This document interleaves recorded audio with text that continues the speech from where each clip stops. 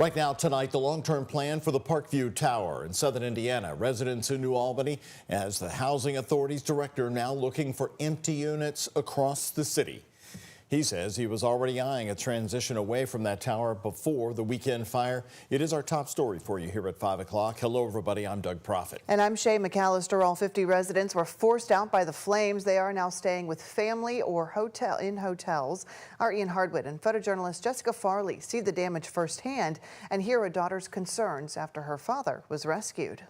He took a metal cane and hit a window about 8 to 10 times and still could not even break a window to try to get air signal for help, anything. Christy Ham's dad was one of about 25 people rescued by New Albany firefighters Saturday at Parkview Tower. He helped others on his way from the top 8th floor down to the 5th. He started grabbing people and pushing them to the window.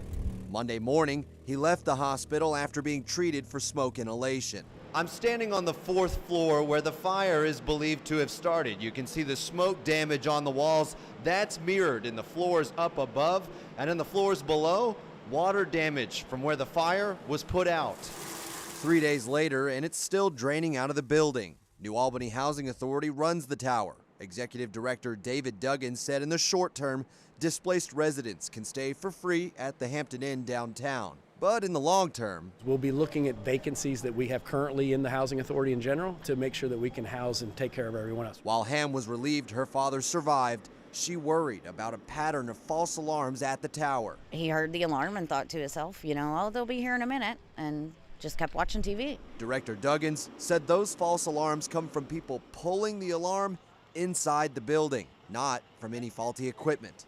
In New Albany, Ian Hardwick, WHAS11 on your side.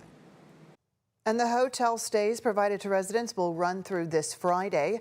Director Huggins is meeting with them at 11 tomorrow morning to discuss the next steps.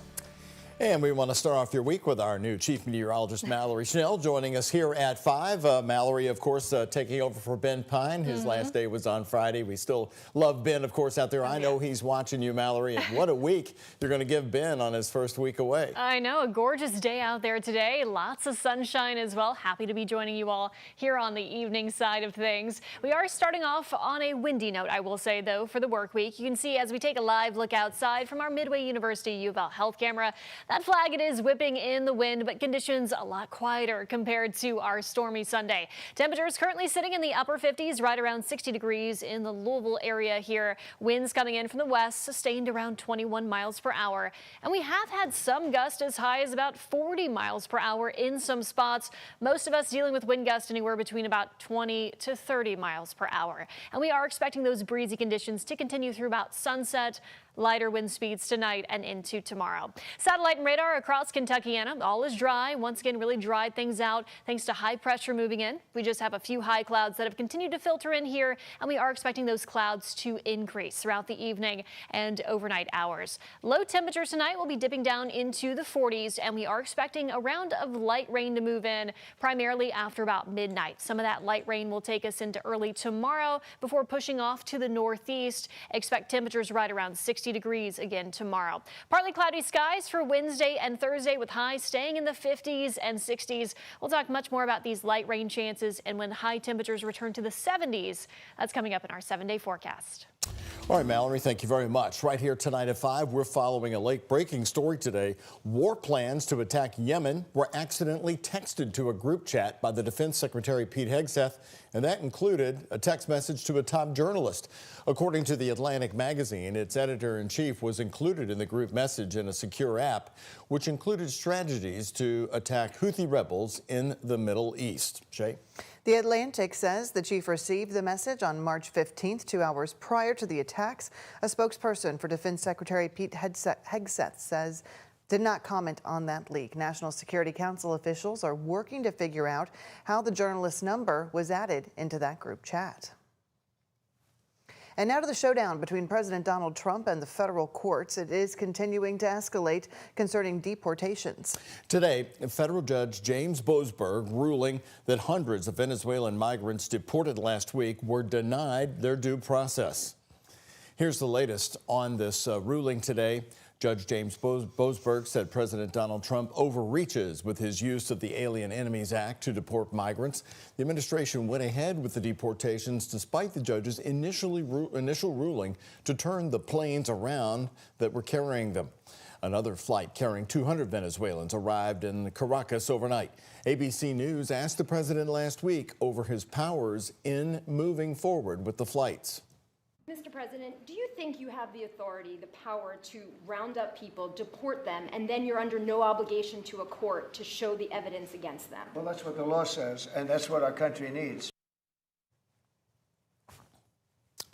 And Homeland Security Secretary Kristi Noem says she plans to visit the notorious prison in El Salvador that the U.S. is paying to hold the Venezuelan immigrants. Now to another story here at 5 o'clock. A controversial trip is planned this week for Second Lady Usha Vance, who is expected to visit Greenland on Thursday. The visit comes after President Donald Trump suggested taking control of the mineral-rich country. In a local newspaper article, the Greenland Prime Minister slammed the visit, calling it a clear provocation and making it clear his people do not want to be American. Vice President J.D. Vance addressed the administration's interest in Greenland on Fox News on Sunday. Denmark, which controls Greenland, it's not doing its job and it's not being a good ally. How are we going to solve that problem, solve our own national security? If that means that we need to take more territorial interest in Greenland, that is what President Trump is going to do. And back to the Second Lady here. Usha Vance says her visit to Greenland includes touring historic sites, learning about its heritage, and she will be doing it with White House National Security Advisor Mike Waltz and Secretary of Energy Chris Wright. Today, the FBI elaborated on how the federal agency is working with local departments. The help typically comes in response to local disasters and crimes, specifically through the Evidence Response Team. According to the FBI, its team is made up of full-time agents who help provide resources and manpower to local departments. Without the proper tools to handle these kinds of incidents, Supervisory Special Agent Colleen Marsh says members of the ERT are more than qualified to lend a hand when needed. They do an extensive amount of training online, and then they spent a week at our training facility in Virginia. And they train under all kinds of conditions, interruptions, weather disturbances, various types of scenes, and they train with science in mind. So it's supported by our FBI lab, and that keeps everything consistent, methodical, and able to stand up to scrutiny in court. The FBI says its evidence response team has assisted police in multiple different situations, including the incident in the Middletown shooting and bomb threat that happened earlier this month. I just vetoed the House bill that attempted to overturn my ban on conversion therapy. Conversion therapy is torture on our kids, and no one should ever want to have to subject a kid to something like that. Kentucky Governor Andy Beshear has vetoed House Bill 495. That bill attempted to overturn an executive order the governor signed last year that banned the practice of conversion therapy in Kentucky. The legislation also seeks to prohibit the state's Medicaid program from covering gender transition treatment. Kentucky lawmakers will have a chance this week to override the governor's veto with a majority vote from both houses. Now here tonight, all new at 5. Here's the story you just have to see to believe. Taj, that's the name of a popular bar in the Nulu neighborhood, is now being claimed by 2 competing business owners. And now new storefronts are reopening right next to each other with that name. It is a battle over who actually owns the name, but right now neither business is backing down. Again, this is on East Market Street. WHAS11's Alexandra Goldberg has both sides of the story. 807 East Market is the original Taj and always will be. Taj Louisville, the bar, was owned by me. The business was established by myself. It's the battle over Taj, a fiery dispute between 2 business owners who were previously business partners. It's a feud over who owns the name of the popular Nulu bar And which building owner can claim they're the original? Well, there currently right now is 2 Tajes. During Bachfest, there was that Taj and this Taj. That's Todd Moore, who says he lost his lease at 807 East Market Street and now wants to move the Taj operation right next door to 809 and 811 East Market, formerly Wick's Pizza. Taj remains with 807 because it clearly states in the lease that 807 East Market retains the name of Taj Louisville and Taj Maloney, and Todd Moore signed that. Ken Blackthorne is a co-owner of Taj at 807 East Market. He says Moore needs to drop name rights because of a clause in a 2014 lease that says the name stays at 807.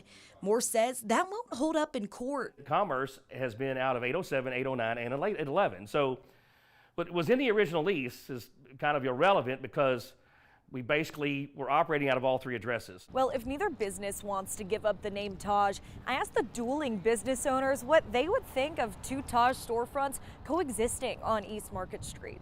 By all means, open up another bar, but just come up with your own name, your own ideas, your own identity. Good luck to them with whatever they're trying to do, and like I said, the court's gonna have to figure it all out. Now, the two have entered a legal battle over name rights and alleged destruction of the 807 East Market property. Despite all the chaos, I'm still in the service industry and I still love all and serve all. I believe the name is almost irrelevant.